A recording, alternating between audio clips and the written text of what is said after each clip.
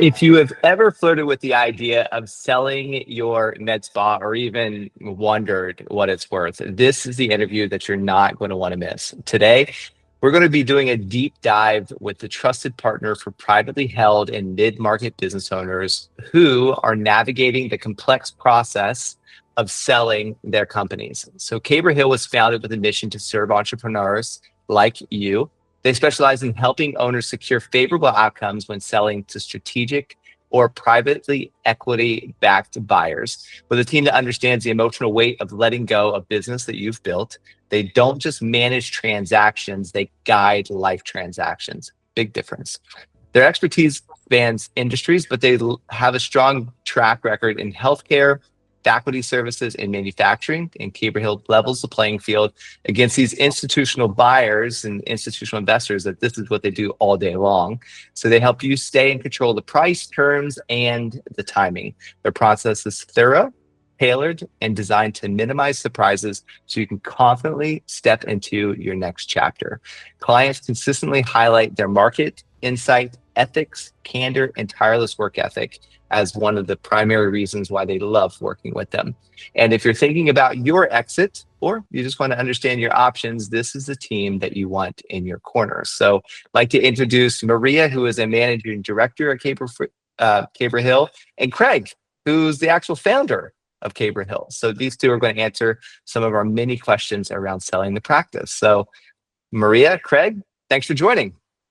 Thanks for having us. Yeah, thanks so much for inviting us to be here. Absolutely. So as an owner, of a med spa, my wife and I, we started our med spa roughly 8 years ago. You kind of how do you know when your business is ready to sell? What do you think based on your experience? Yeah, that's a great question. I would say, what I see most business owners run into is some sort of lack of resources, and I think of that in a couple different categories. One being people. So, growing a business, especially if you get to be more than one location, you really need qualified people, with managerial expertise that can help you manage the business, not just, provide, the clinical services. And even more important, when you get to multiple locations, developing, an executive team can be really critical, especially if you want to continue to drive growth. And for many entrepreneurs, that can be a bit overwhelming because it's generally looking to hire or bring on people with skill sets that are probably not something you're experienced with. And so, that can create some challenges. Secondly, I think financially is definitely can be a big trigger point for people thinking about selling, whether that's all or a portion of their company. And, in many cases, traditional bank financing will only allow an organization to grow at a certain pace. There's usually kind of like a governor on the funds that you're able to access, even if you've established and negotiated sort of a larger facility and technically have access to funds. It's often the case that drawing those funds down is a bit regulated, and to really drive significant growth typically involves having a more professionalized capital partner that has access to different types of financing. The other part of the financial constraint that I think most business owners hit is just the amount of debt. And this is different for everyone. Everybody has their own sort of debt limit that they're willing to, sign up for, and especially in cases where a personal guarantee is required. Yeah.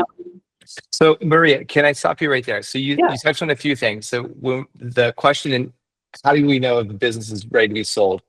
First, what I heard you say is almost you've expanded past what your infrastructure is. And then you're not sure, like, okay, I got this tiger by the tail. It's outgrown me. I need help. Sell it. The second is like you've basically run out of resources. You can't self-finance. So maybe that's a good time to buy. Third, maybe like your business is exploding, but the banks are like, wow, congratulations on your very successful company. You're actually growing too fast for our comfort level. You should be more of a 5% growth. You're now like 30 consistently. And so that puts you more in startup mode, which increases our risk because we don't know what you can actually tolerate. And then so the funding that should be there isn't. And then that person still wants to grow. And so they try to tap in the banks. They're trying to find additional ways to fund it. And then the fourth is a bank says, yeah, you are a good investment. Growth is expensive. So in order to grow what you want, you're probably going to need a few $1,000,000 additional to whatever debt load that you're carrying now. And then some entrepreneurs just are not comfortable with that debt load. Did I summarize this okay? Yeah, I think those are all, yes, excellent points. So what about, I mean, the person who's just willing to step away? Like Craig, since you founded this company, you've done this before in a different industry too.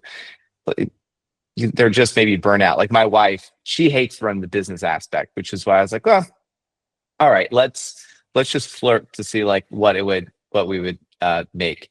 What about a business owner who's looking to retire, or they're just curious to see what it's worth, and maybe they have dreams of pina coladas at the beach someplace?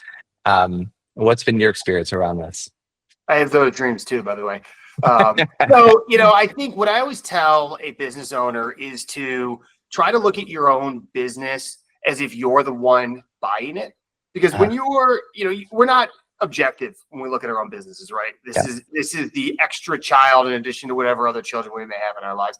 And so we're very biased, and it makes it hard for us to really think critically about our own businesses. But there's some fundamental drivers that really increase the value and make buyers really, really excited about a business. And so, take your business as an example. You mentioned your wife wanting to step away, be done. Maybe that's real. Maybe that's just a hypothetical. But either way, can she do that before you put the business on the market? Can she put an entire team in place to run the business for her so she can maintain ownership while also sipping pina coladas on the beach? Because if she can do that, so can the next owner. And so that gives them a lot of confidence that there's really minimal risk associated with the departure of that owner. And in so many small businesses, the owner really is the lifeblood. And that's why we see, in MedSpa and other areas of healthcare specifically, business owners are typically signing multi-year employment agreements in conjunction with the sale to keep running the business for the buyer, because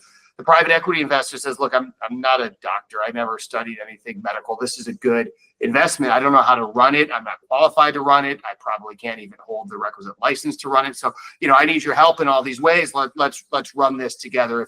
If I've solved that for them, I've taken a huge chunk of the risk off the table. And then you just look at some of the other critical, fundamentals of running a good business. Do you have steady year-over-year growth? Whether you make acquisitions or open new boxes, do the existing stores, existing offices themselves grow consistently year over year? We call that organic growth. If they do just slightly faster than the industry, doesn't have to be crazy double-digit rates, just slightly faster than the industry, that says you're doing something really well, you have a stable, sustainable business. What typically will drive that? Good staff retention. So your doctors, your injectors, all the way down to the people sitting at the front desk, have you been able to retain the same staff year in and year out?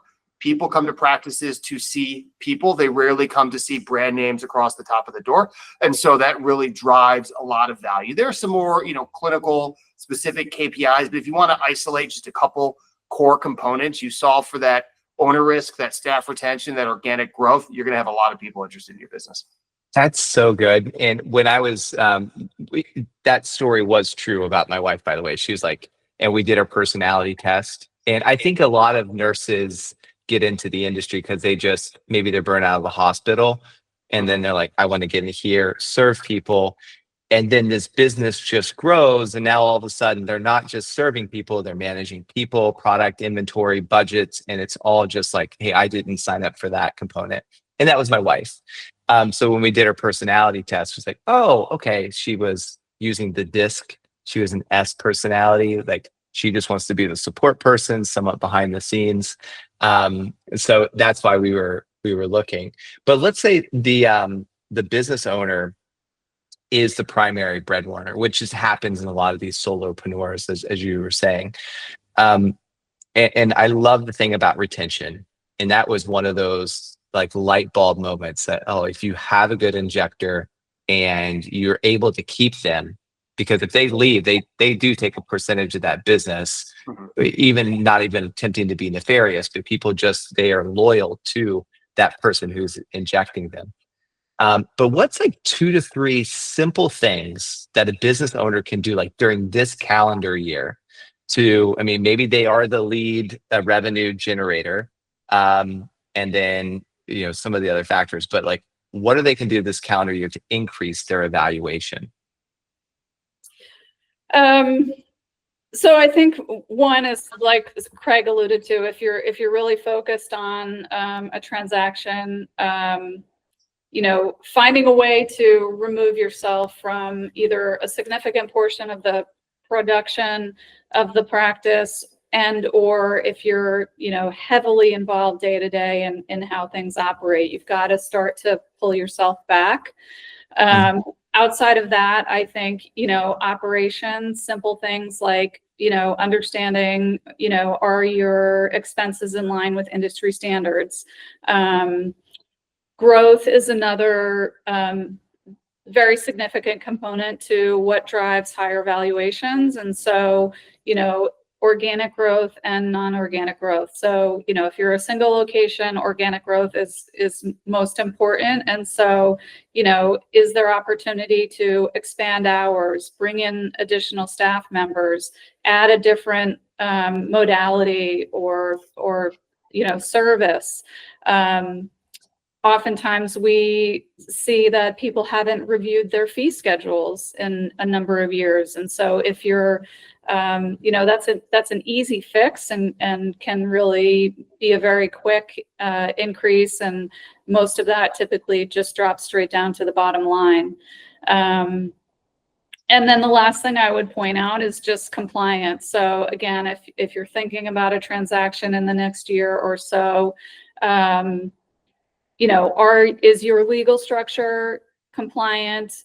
You know, are you compliant with OSHA, HIPAA, all the regulations? I mean, while these aren't, you know, necessarily dollar for dollar, you know, increases to valuation, they certainly impact.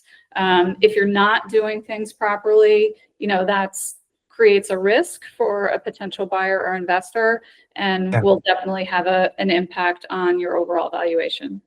So regarding the SOPs, Craig, with these transactions, are you just looking for, here's a step-by-step of our patient journey, here's how we reorder, things like that in a Google document? Or is it something else? Is it videos? What do you have in mind when it is SOP and standardizing everything?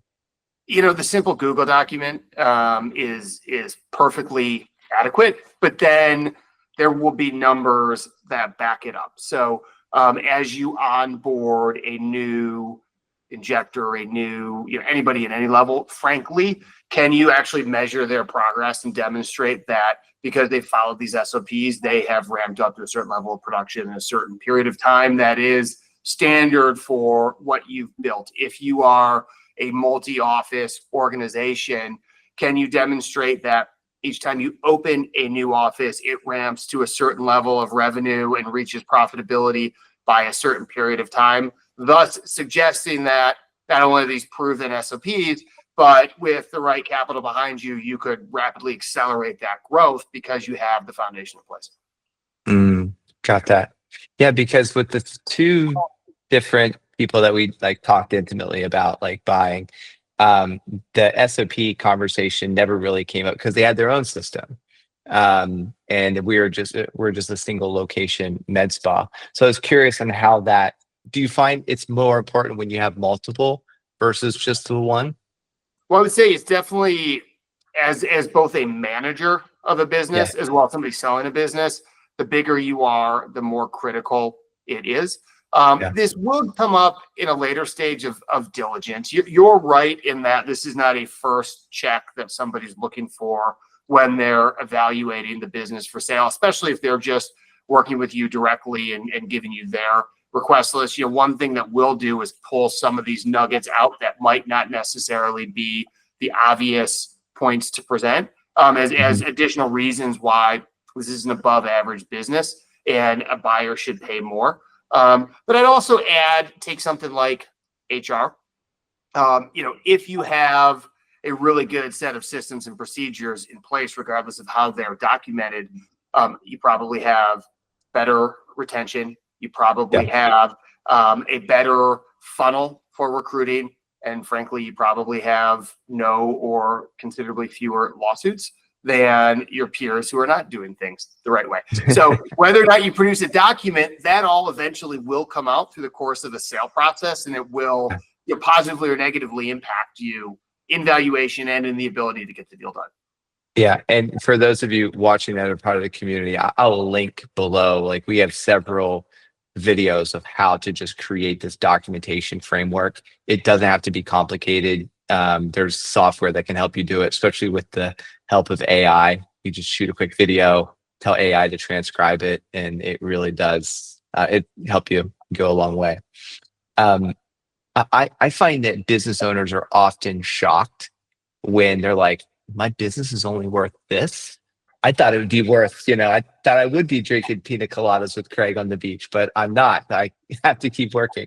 So what multipliers do buyers typically use when investing or buying a med spa?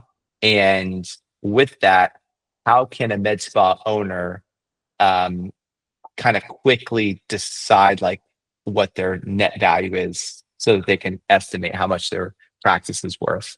Sure. Think back to my comment about bias. Everybody's biased toward their own business. And so oftentimes owners think that it's worth a lot more than it is. And it also doesn't help that everybody you talk to about what they sold their business for lies. So the country club conversations, the conference conversations, they're always inflated. It's like the story about catching a fish. So, I'll also caveat that I'd be a little reckless if I gave, exact, guidelines on multiples, because multiples can be elusive. So first and foremost, EBITDA rules the day. That's earnings before interest, taxes, depreciation, and amortization. It's the quickest approximation of a business's cash flow for an outside investor, an outside buyer coming into the business. That EBITDA should be adjusted to account for certain personal or one-time expenses. So if that trip to the beach to drink pina coladas is all billed through the business under the guise of business travel, you can probably add that back and increase your EBITDA, because under new ownership, you're not likely to incur those expenses. We always think of this in terms of ranges. So, if your EBITDA is in kind of the, mid six figures, 500,000, 700,000, in that range, you're probably looking at a mid single digit multiple. Once you tip $1 million, you start to creep into, the higher single digits. And, as you get, into the healthy seven figures and you have a really rock solid business, according to all these other, metrics, you're growing, you have multiple offices, you're showing both inorganic and organic growth, great retention, et cetera, et cetera. That's when you can start to tip into the double digit multiple. Yeah. So let's, where can someone quickly look? And there's two elements there. It's finding your EBITDA, and then there's also like the adjusted EBITDA. But like, just as a baseline, can you give like a line item that someone can look on their tax returns to find their EBITDA from like last year? So take your net income, right? Your net operating income, that's going to be pre-tax, so you don't have to worry about taxes in that equation. You will see interest, depreciation, and amortization will all be individual line items. So if you just add those four numbers up, that's going to give you your baseline unadjusted EBITDA. Then I would look at things like, and then most of this is going to fall on the other expenses, meals and entertainment, auto expenses, travel. Depending on the type of business you are, those may or may not be necessary to run the business. If you're a solopreneur, you have a single office, you're writing off your car because your accountant tells you to write off your car. Your car is not necessary to do your job. Right. You probably shouldn't even be writing it off if you're following the IRS true. strictly, especially if it's a Porsche Cayenne, right? Yeah. But it's over the weight limit, so I qualify. right, exactly. So those are the simple things, meals that are, buying your staff lunch every single Friday. You probably shouldn't add that back, because if you say, hey, I'm willing to do this, but the new owner is not willing to do this, you're going to tick off your staff unnecessarily. If it's you and your spouse out to a lavish dinner every Friday night, that's easy to write off. Same with the travel. We get really, really nuanced when we work with companies. We get, all of the line item detail, all the, general ledger entries, and are combing through the accounts to find all the little things that might slip through to show the biggest EBITDA number. We also start to look at kind of future performance and run rates and pro forma the business a bit, with the goal of selling it off of future EBITDA as opposed to trailing EBITDA. A business that's flat and growing 3% per year every year may not benefit that much from that. A business that, has some growth, is in the process of hiring some additional staff and or buying or opening new locations, can really get a nice pop to the valuation by focusing the discussions that way, as opposed to what the buyer and the lender will want to do is only look at the history and forget about the future altogether. Well, and that's what's really, go ahead, Maria. Just one other thing that is a big adjustment typically for us, owner compensation, because everybody does it differently, especially depending on who their CPA might be and guidance that is given depending on what kind of tax structure they've set up. But it's really important, especially if the owner is providing clinical services, to make sure that there is adequate, fair market compensation recorded relative to those clinical services. Yeah. And this is why it's so important for you listening to work with like Caber Hill, because let's just say it's a 5x of your EBITDA that you're being offered for your med spa. Well, if they're able to find $10,000 of like eating out and these different things that you've done with your husband, or basically funneled some personal life expenses through there, maybe your kids are on payroll or whatnot, that's an extra $50,000 that you're going to get in that, which would, I don't know what their fee is. So, but like would help offset that. And you'll make a return on that investment by hiring them. The other thing is, like when we were selling our company, we had 3 out of our 5 staff were on maternity leave during that year. So it was like the worst possible time to do this. But my wife, like she is like all heart. She's like, I don't care. I'm done. And so now I know why she wanted to sell. yeah. She's like, okay, I'm done. All that. Yeah. And so what they did was say, okay, these 3 people were hired because these 3 people were on maternity leave. So that caused a dip in sales because they weren't as seasoned. And but it also increase in payroll. So there's things like that even you watching, if you have one person on maternity leave, but then maybe she's a good earner and then that dips, like that could be, that add back could be really be in your favor.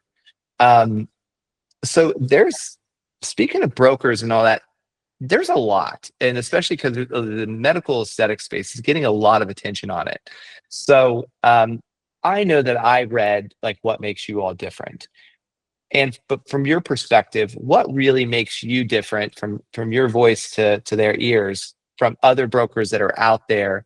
And why did you see a need even to start up in this particular space?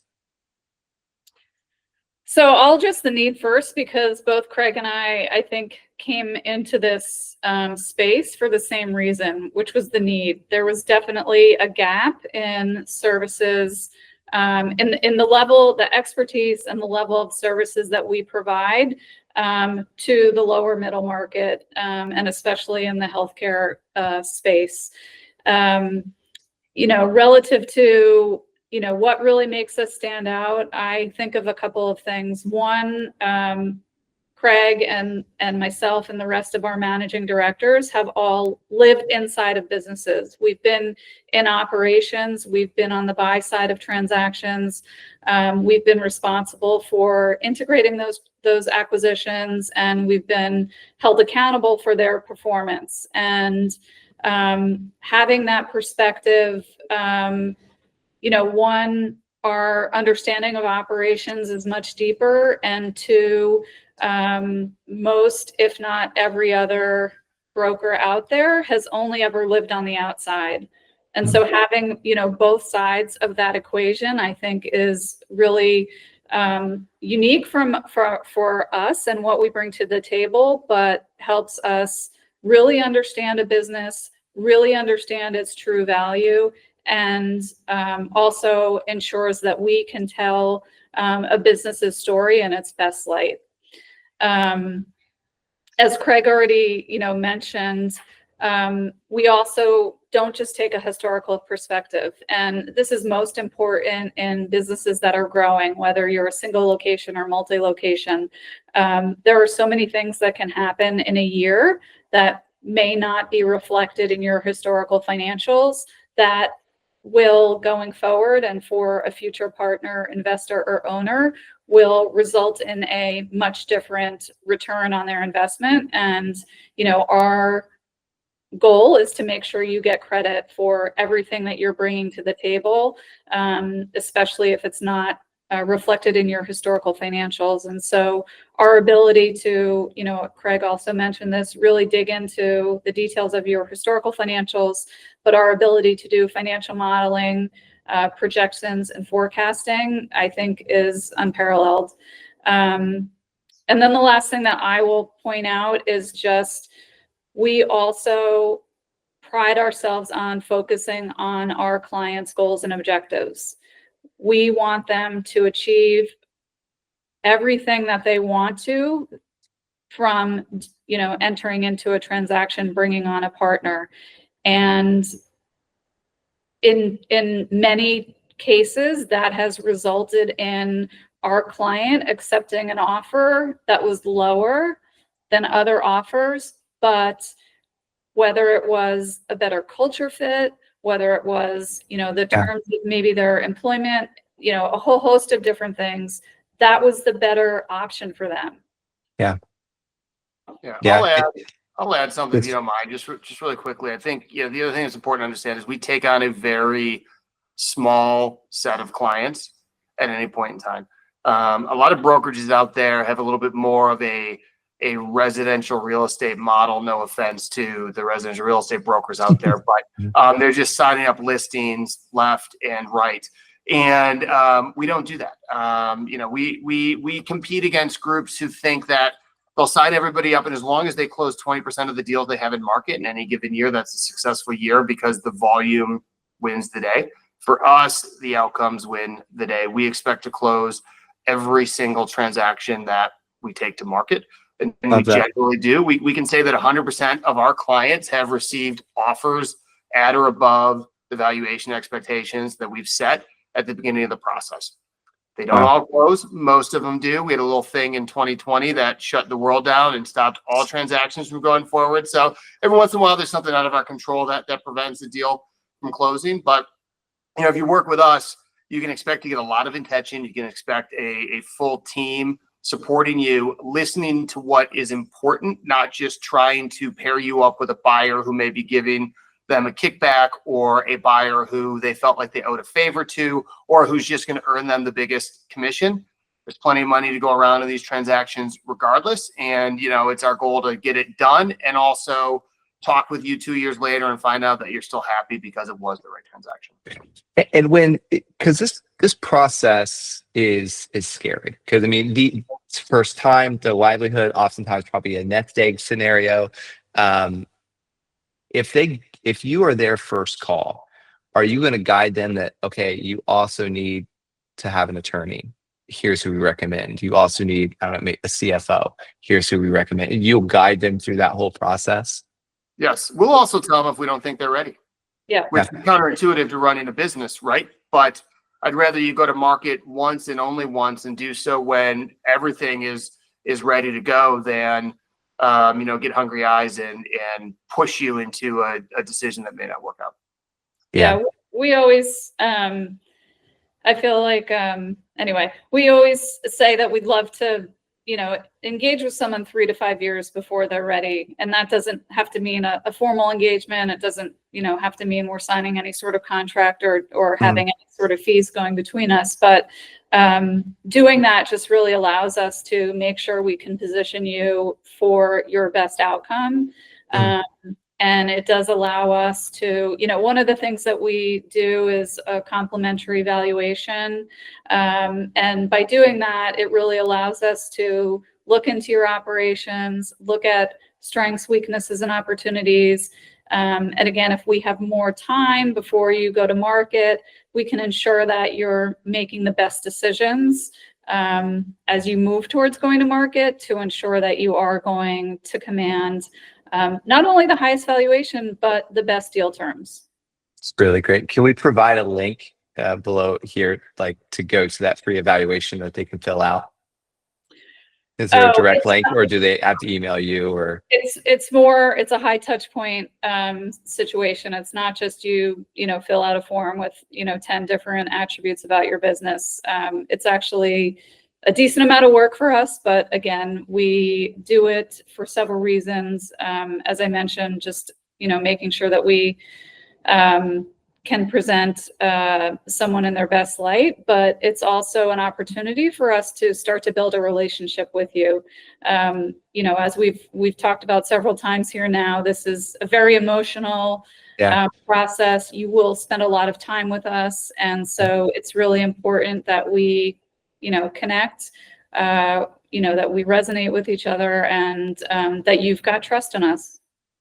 I think for me, that's the golden nugget, is connecting with you all 3 to 5 years before you actually want to sell, so that you can start to work with them to get them ready to sell. I think that that's really critical. It's something I had never thought of. And so I'm like, oh, okay, I'm ready to sell. Now let me reach out, versus being strategic and upfront. It makes total sense.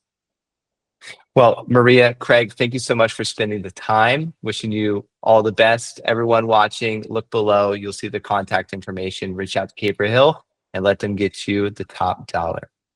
Thanks so much. Really enjoyed the conversation. Thanks.